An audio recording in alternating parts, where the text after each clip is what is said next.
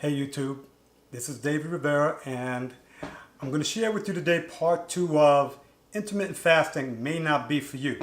Now, I don't intermittent fast to lose weight, not anymore anyway. I recognize that intermittent fasting allows me to maintain the weight that I enjoy today. And this morning I was 179 pounds and I'm about 5'10 and a half, 5'11 on a good day. And that's a pretty good weight for me to maintain.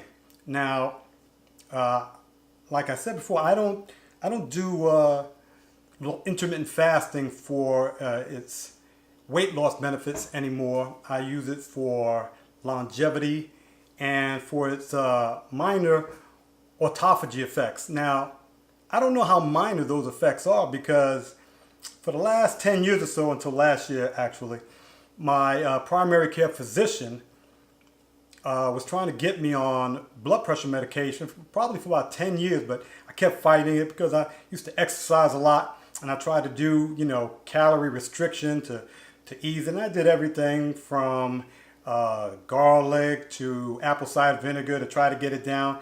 And it would fluctuate back and forth and I would kind of get it down, but nothing really kept it down until I did this intermittent fasting because on and off for about 10 years, my blood pressure would range from about 140 over 85 or 90 to maybe somewhere 150 to over 92, something like that. So what they call that is pre-hypertensive. So that's what they were saying that I was. They were saying I was pre-hypertensive. They were trying to get me on that blood pressure medication, but I fought it to the very end until actually I found intermittent fasting. But now my blood pressure is 120 over 80 on a bad day, and on a good day it's actually a little bit lower than that, especially when I do a lot of biking.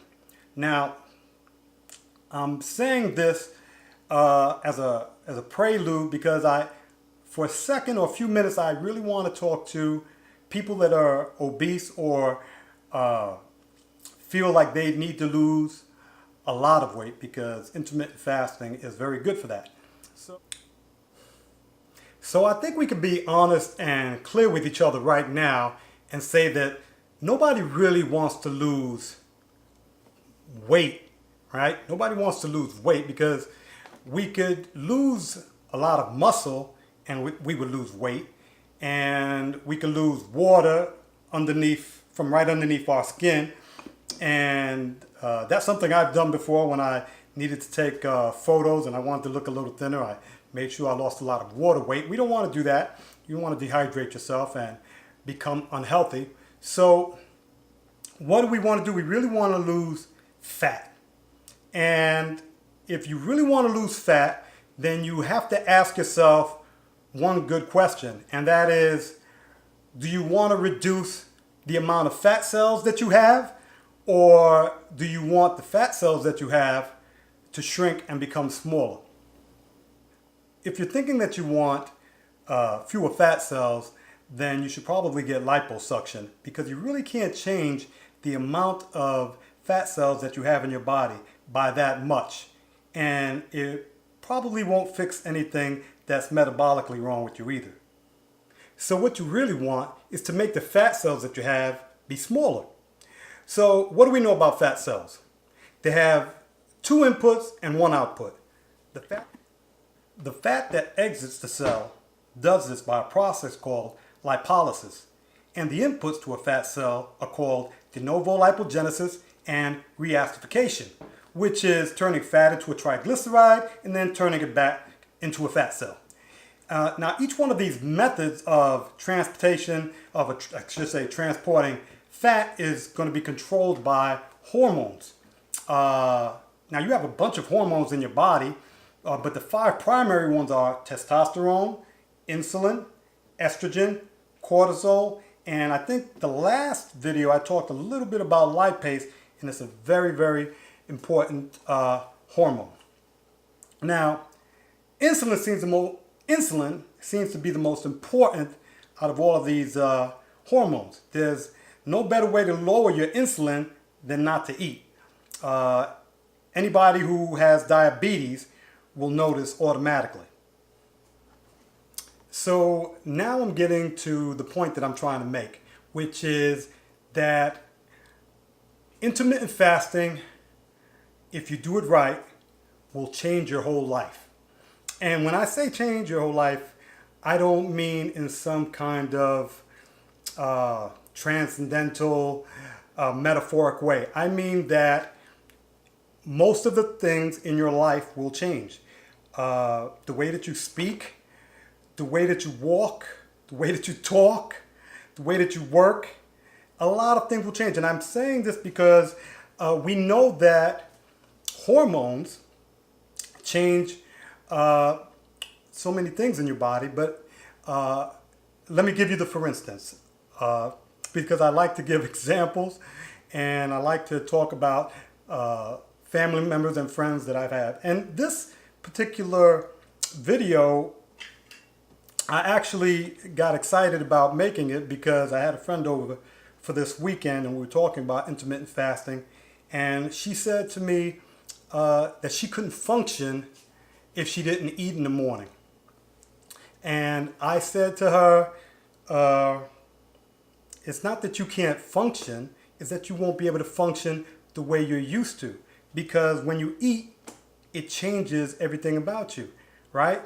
When you eat a meal in the morning, you get a little burst of energy depending on what you eat. And most of us eat high carbohydrates foods in the morning. So you eat that high carbohydrate food in the morning and you get a big spike in energy. And then sometime in the afternoon, you will probably dip in energy and you won't be able to function as you normally would, right? So you have to eat another meal. But what if you didn't eat a meal in the morning? What would happen? Different hormones will kick into play and give you a different response, right? So when you don't eat in the morning and you start getting a little hungry, what happens is your body starts to produce epinephrine and pseudoepinephrine, which will give you a lot of energy. And if you're smart, I won't say smart because I don't want to offend anyone, but think for a second. When you have that high energy, if you're able to just discipline yourself and focus it for 1 second in the morning at work, wouldn't you get a lot more done? And if you were working that hard and you were intermittent fasting and you had all that extra energy and you didn't stop to eat again, if you didn't stop to eat lunch, wouldn't you get more work done? And if you got more work done, wouldn't you have time to do all the things that you really like to do and that you really want to do? I'd say that would be an accurate estimation. So if you can agree to say that the person you become and the person that you are throughout the day is largely dependent on your energy level and your mood, then you also have to agree that to change your food source, to change the way that you eat and the time that you eat, and you will change your body and the way that you think. Now, if you're diabetic, that's one thing. You should talk to your doctor and make sure it's okay to intermittent fast or any kind of fast for that matter.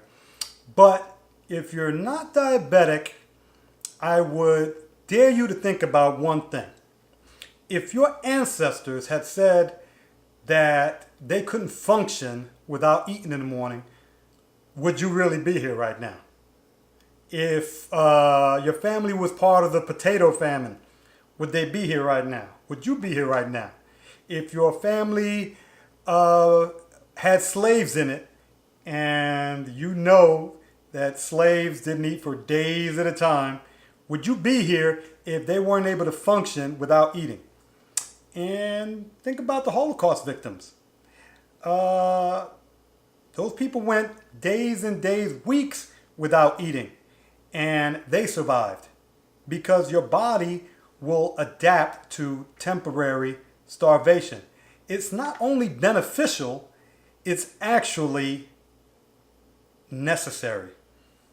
Now, when I say temporary starvation is not only beneficial, but necessary. I mean necessary if you want to enhance yourself, if you want to increase the production of the appropriate hormones to get your life back into balance, to get your fat reduction in a way that will be conducive to your body.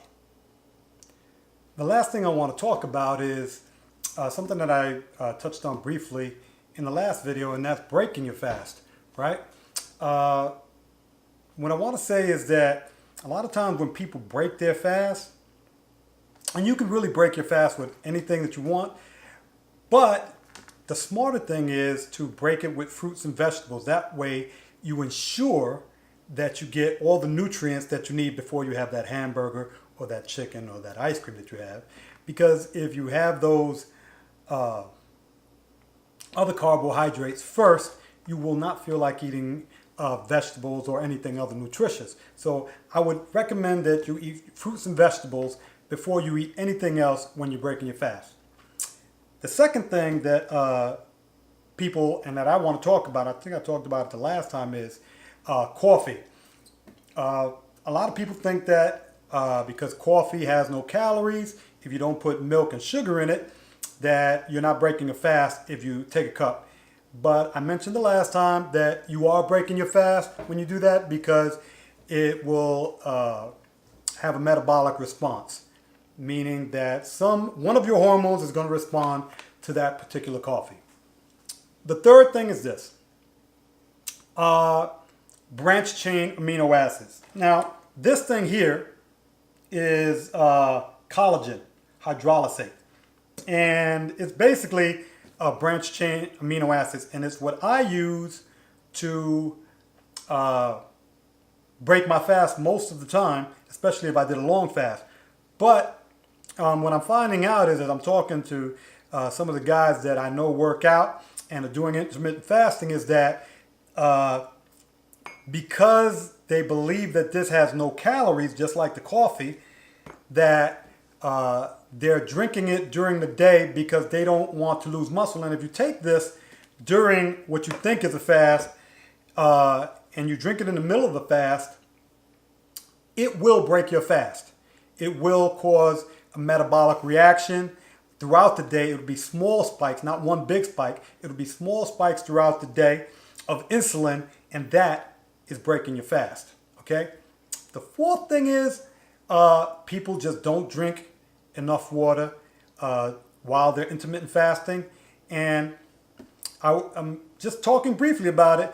Apoptosis, which is when your body is not digesting food. I hate to say that it's digesting itself, but what it really starts doing is it starts breaking down cells that are already broken, and they linger in your body, or I should say they go to the filters in your body. And if you're not drinking enough water, those things that die in your body through apoptosis linger there, and they're not flushed out, and you could become sick. So you should drink a lot of water while you're doing this intermittent fasting. And the last thing is minerals, salt, and all the other magnesium, all those other minerals that you need. And I usually put, when I break my fast, I break it with coconut water inside one of my smoothies. And that helps a lot with the mineral intake that you need. And if you have enough of it, it'll carry over into the next day, and you won't get sick, and it'll actually enhance your health. Okay? That's all I'm going to say for today. There's going to be a part 3 and the final part to this intermittent fasting topic. I'm going to leave you with, may the evil man be good, may the good man find peace, may he who finds peace be free, and may he who is free make others free. Peace.